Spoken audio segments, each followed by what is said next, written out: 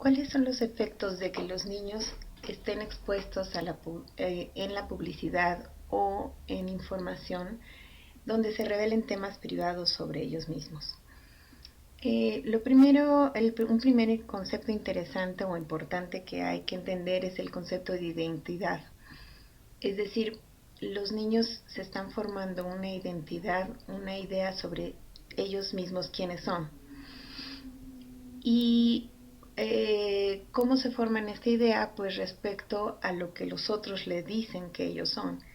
Si un niño está expuesto a violencia y se le dice que es feo, que es tonto, que es insuficiente, el niño crecerá con esta idea de sí mismo y se convertirá muy probablemente, tendrá una identidad o una imagen negativa de sí mismo y probablemente actuará con base en esa imagen negativa. Por eso el hecho de que los niños estén expuestos, se vean expuestos en los medios, ya sea en la publicidad o en otro tipo de medios públicos, es muy probable que también afecte su identidad de diferentes maneras porque los referentes de quiénes son ellos se amplían de manera exponencial, no solamente con el contexto o el medio que los rodea, sino que se hace de forma masiva y hace que sea muy vulnerable para que se le regrese una imagen de él quién es. Y por tanto hay diferentes formas y grados de estar expuestos en los medios, y desde luego queda en el campo legal las limitaciones de qué se puede hacer o qué no se puede hacer, y sobre todo de quiénes tienen el consentimiento o el derecho de decir de qué manera o de qué forma pueden estar expuestos los niños y las niñas en los medios. Sin embargo, más allá del consentimiento, o incluso algunos padres dan el consentimiento de que sus hijos queden expuestos en los medios, más allá de ese consentimiento no termina de haber un riesgo sobre los efectos de tales exposiciones. La más grave, desde luego, tiene que ver cuando los niños quedan expuestos en los medios en contextos negativos que afectan su identidad o su fama, su honor respecto a lo que ellos son. Eso puede ser si son expuestos porque sus padres cometieron delitos o porque se vieron envueltos en situaciones de violencia o de delincuencia o situaciones negativas. Y puede ser que esto haya una implicación de que ellos participan o son están afectados por estas identidades negativas. Este sería como una de las situaciones más graves, que afectan tanto, puede ser su honor o su dignidad, pero más allá de eso tiene que ver con la identidad negativa que ellos se pueden estar formando, ya sea porque se la regresan los medios o porque se la regresan quienes fueron testigos de esos mensajes, y entonces van a hacer una devolución negativa a los niños o a las niñas sobre ellos quiénes son.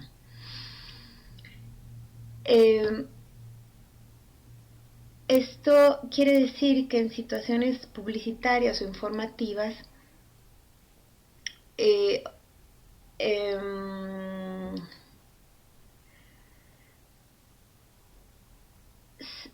decir, también, bueno, estoy hablando primero como de situaciones de información donde los niños quedan expuestos de esa manera. Pero también hay situaciones publicitarias o informativas donde se usa a los niños, es decir, no es solamente que son parte de una noticia o de una historia, sino que hay una intencionalidad de mostrarlos insinuando o demostrando acusaciones o valores negativos sobre su persona.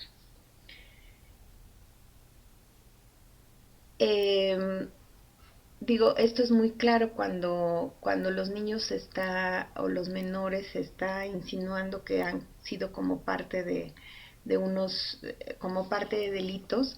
y esto pudiera ser ya sea que sean víctimas o que sean parte del problema. Y en cualquiera de los dos casos, esto afecta negativamente su identidad porque independientemente de su participación activa, pasiva, como víctimas o como agresores, el hecho, hay como una idea cultural de que quien es realmente responsable se merece ser expuesto de tal manera. Y la verdad es que esto tiene consecuencias atroces, desde luego para los adultos, pero también para los niños, y principalmente, quiero decir, para los niños, pues porque pierden la oportunidad de seguir construyendo su identidad de modos más positivos y quedan marcados de esa manera al ser expuestos de ese modo negativo. Ahora, hay todavía esto quizá que sea más claro de ver cuando los contextos son negativos, delincuenciales o francamente negativos. Sin embargo, entramos a terrenos más complejos cuando los contextos son aparentemente más inocuos, más inofensivos, porque se trate de usar a los niños de un modo eh, que se quiera tocar una parte emotiva en el público al utilizarlos de un cierto modo para unos ciertos fines que pueden ser loables o positivos y que sin embargo queda en cuestionamiento cómo afecta esto a los niños. Hace poco hubo unos comerciales donde los niños y las niñas eran como adultizados, se les vestía como policías o como delincuentes y querían llamar a la atención sobre la delincuencia y sobre la violencia en nuestro país. Seguramente, no sé si causó el efecto que las personas que los hicieron deseaban, seguramente sí, pero queda en un cuestionamiento ético sobre si es válido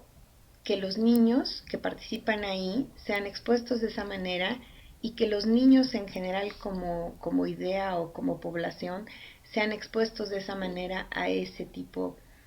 de recursos para provocar una reacción emotiva en las personas que los ven. Eh, hay incluso otras situaciones de publicidad y de programas y de medios donde los niños quedan expuestos en situaciones, ya no vamos a decir estas negativas, sino aparentemente inocuas y puede ser que vistas por ellos como positivas, como pueden ser publicidad o programas